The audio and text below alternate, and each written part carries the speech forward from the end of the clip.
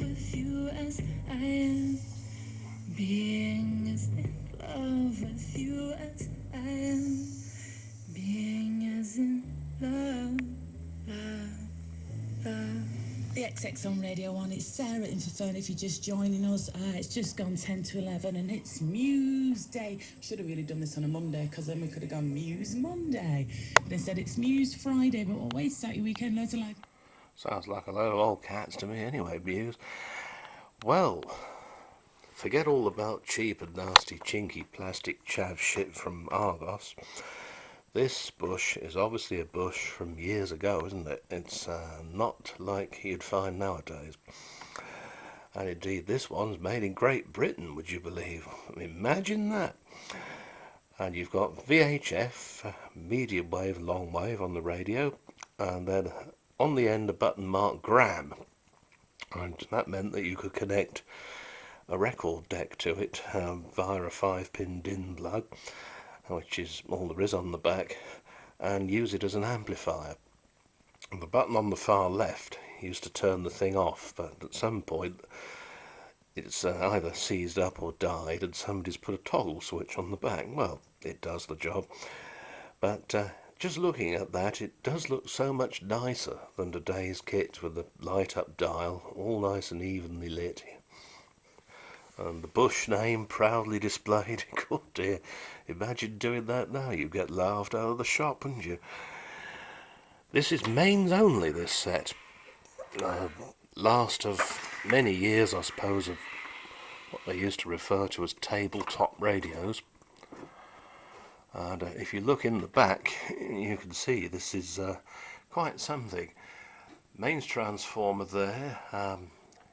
Big elliptical speaker with a magnet on there that's, well, it looks almost as wide as the narrower part of the speaker itself, you know.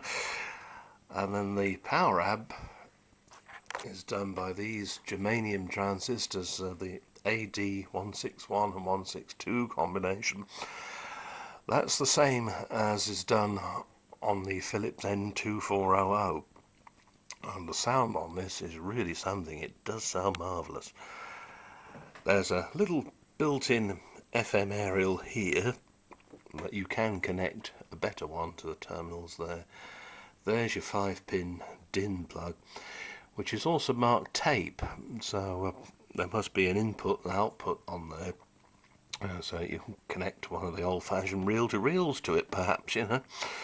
The sound is, of course, only in mono.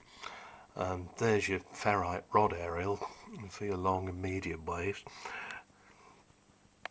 But not a bad old thing at all. Looking inside there aren't the wax capacitors to go fut and do funny things. The little blue electrolytics, and they look to be Mullards or possibly Philips. The resistors on there are very, very old-fashioned. They're cylindrical, and the terminals go straight down from the heads, rather than being like a tiny little sausage shape with the wires coming out like they do now. Big smoothing capacitor there, stop any hum coming through, and of course the inevitable light up dial. The chassis itself looks to be, well, quite easy to get at maybe, but you'd need a very long socket wrench thing to do it. There's 1, 2, 3, 4, 5, 6 that I can see nuts that would have to come out to do it. But as the thing appears to be working perfectly, you know, I'm not really minded to do it. There's the back of your toggle switch that somebody's put in at some point. All very, very old-fashioned indeed, but what quality, you know, you wouldn't see that anymore. Danger, high voltage. Sorry about the cobwebs. And there's your maker's name, of course. Look at that, that's startling, isn't it? You wouldn't see that anymore now, would you? First when I switched this old lady on, the dial light wouldn't come on, then it did, so we've got a bit of a loose connection there, I should think, but yeah, all seems to be running well enough now. Speaking of loose connections, had gremlins in the car. Been having trouble with an intermittent misfire in there. And we called the AA out once, he came out, and he said, oh yeah, it might be your spark plugs. Because I changed the ignition leads. So all seemed well again for a while, and then a few weeks back it started buggering around again. Oh God, because of course the old Rover K series engine, they are known for blowing head gaskets. Well, there's a tiny bit of gungy stuff in the overflow tank, but nothing to worry about, and I've bunged a load of stuff called K-Seal in there. That's very good indeed if you've got a car with a K-type engine in it. Yeah, just chuck that into, well, if you can get it into the radiator, it's better. But I had to put it in the expansion tank because that's the only way you can add water. And it seems to have done the trick. There's no more oily residue or rubbish in there. There's no mayonnaise inside the oil filler cap, or the cap to the expansion chamber, which is always good.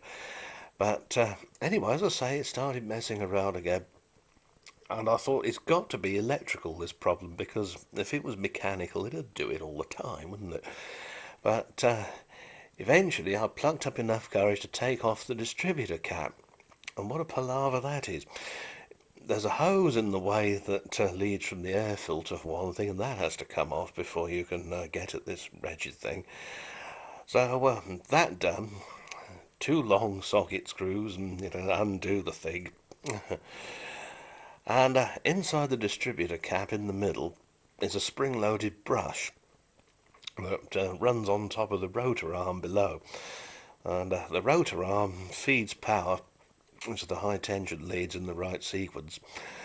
Be very careful when changing high tension leads. Do them one by one, because if you get them in the wrong order, the bloody thing won't run at all, or it'll run very badly. Well, to cut a long story short, this spring-loaded brush was no more. It had gone. It had ceased to be. So, anyway, new distributor cap, because the contacts inside look shot to me. New rotor arm, and away we go again for a few more 1,000 miles, hopefully. Oh dear, oh dear. Amazing. The gremlins that a loose connection could cause. I wouldn't mind cleaning this up a bit, actually. It looks a bit shitty here and there behind this plastic. But it is a very handsome looking set. Weighs a ton.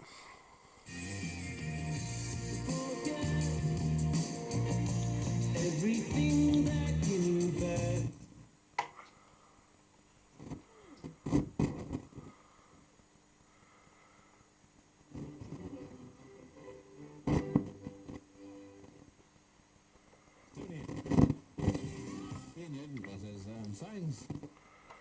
So I've got very weak reception here.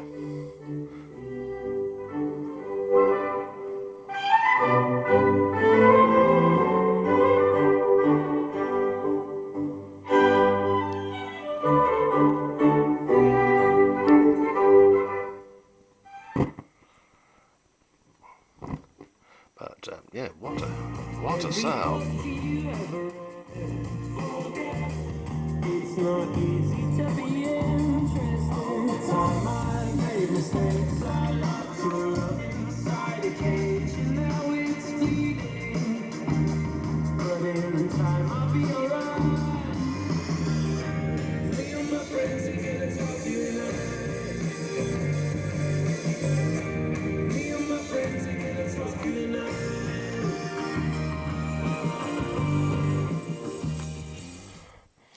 Yes.